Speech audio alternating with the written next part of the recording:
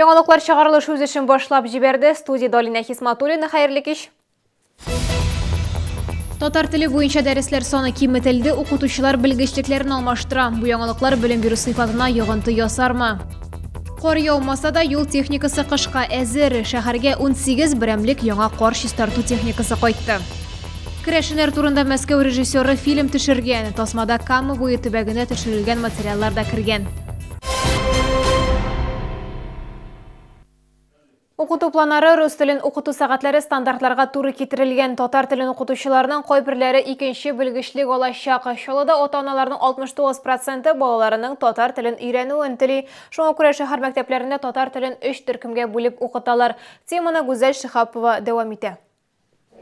Татар теле һәм әдәбияты буенча дәресләр саны атнага 3 сәгатькә калган, рус теленә 6-8 сәгать бирелә. Укучыларны 3 төркемгә бүлгәннәр. Беренчесендә татар телен тирәнтен өйрәнәләр, икенчесендә туган теле башка булганнар яки татарча белмәүчеләр, өченче төркемдә татар телен өйрәнергә теләмәүчеләр, соңгылары аның урынына риторика фәнен үзләштерә. Естественно, происходят изменения и самой учебной программы.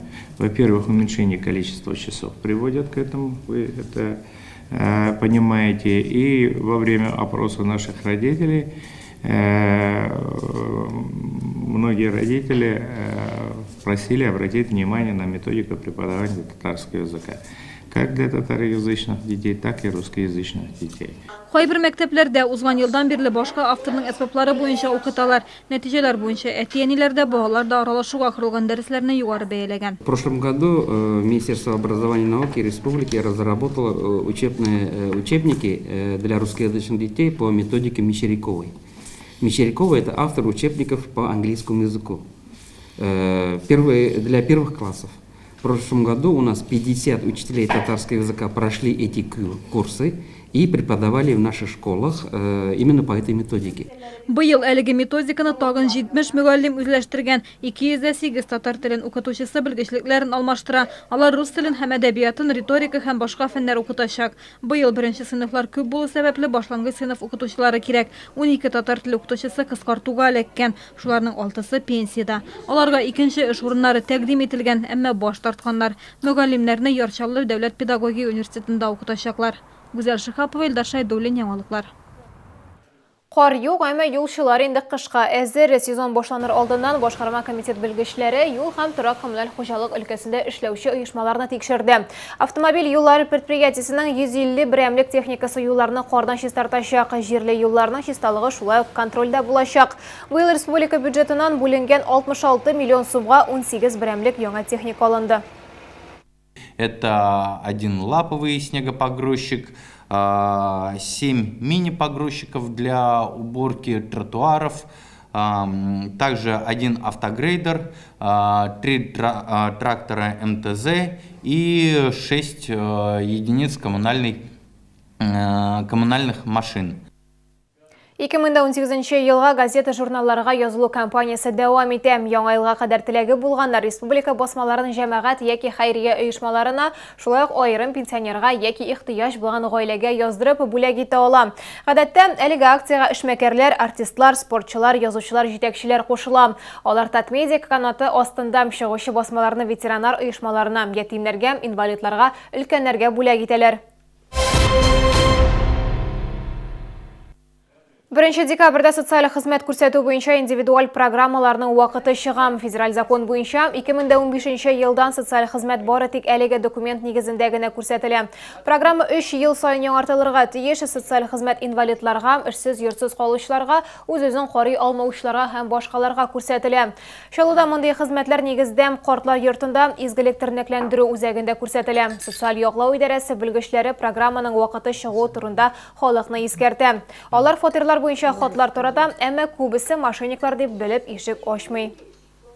Если раньше просто писалось заявление от руки, прикладывался пакет документов, и у человека ставили очередь, сейчас в электронном виде разрабатывается индивидуальная программа предоставления социальных услуг. Главным условием для того, чтобы разработать эту программу и оказать человеку социальные услуги, необходимо, чтобы он был признан нуждающимся в социальном обслуживании. Чаллы тамашачысына Крешинер турында яңа документаль фильм тәкъдим иттеләр. Аны Мәскәү режиссеры төшергән. Тасма Крешин халкының гореф-гадәтләре, ширкәүләре һәм мәгърифәтчеләре турында. Шунысы игътибарга лаек. Фильмга Татарстан җирлегендә Кама буе төбәгендә төшерелгән материаллар кергән. Презентация Боровецка ширкәүендә узды. Тулырак Римма Әхмәтова дәвам итә. Фильм 3 кисәктән тора. Гомуми исеме «Божий народ Крешины». Беренче фильм атаклы Крешин апостолы, мәгърифәтче Николай Эльминский, беренче Крешин священнигы, Крешин мәктәбенә нигез салучы Василий Тимофеев һәм башка руханилар турында. Ул январь айында күрсәтелгән. Беренче фильм караганнан соң хәзер икенче, өченче фильмны халыкка җиткезәбез. Икенче фильм миссионерлар турында һәм династиялар турында, ширкәүләр турында. Фильмның икенче, өченче кисәкләре хәзерге заман миссионерлары һәм храм төзүчеләре хакында. Киләчәктә фильмның авторлары Чаллы Крешин җәмгыяте тәкъдиме белән халык юллары турында да кино төшерергә исәплиләр. Героиня нашего фильма сказала о том, что Кряшины – это мост между православием и мусульманами. Безнең ата-бабалар дине безгә бүген кирәк, бик тә кирәк. Шуңа күрә халык аны карап, үзчә уйлап, кирәк фикергә килеп, динне кабул итү, балаларга яшәргә тапшыру и Худай белән яшәү. «Божий народ Крешин» документаль фильмының икенче, өченче кисәкләре декабрь айында үзәк дини каналларда күрсәтеләчәк. Римма Әхмәтова, Сергей Вильданов, Яналыклар.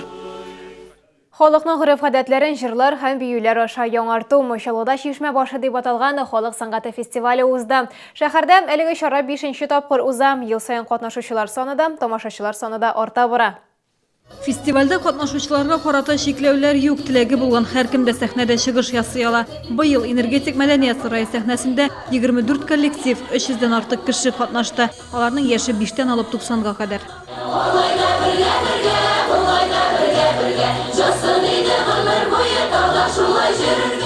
Без инде истокта һәр елны катнашып киләбез. Менә минем Нур фольклор ансамблендә ветераннар клубы. Эшләп киләбез анда 10 кеше.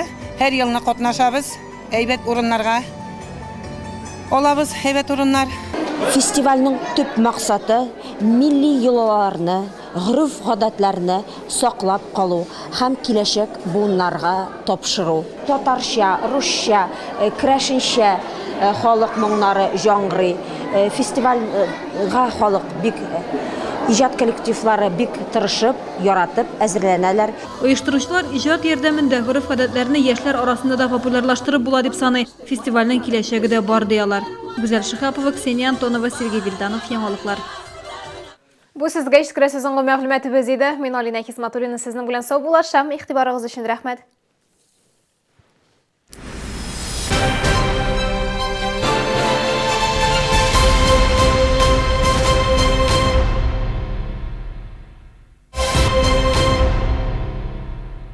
Кировская обувная фабрика предлагает к вашим услугам полную реставрацию и восстановление женской и мужской обуви, замена натяжных стелек, перетягивание колодки, реставрация меха. На все работы фабричная гарантия. Представители фабрики принимают вашу обувь на реставрацию в городе Набережные Челны каждые 2 недели. Ждем вас 29 ноября в шахматно-шашечном клубе.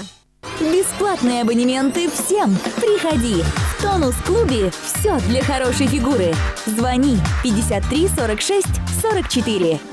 Продажа кировской обуви из натуральной кожи с расширенной колодкой. Зимняя коллекция. Фабричное качество. 29 ноября в Экспо Кама с 10 до 18 часов.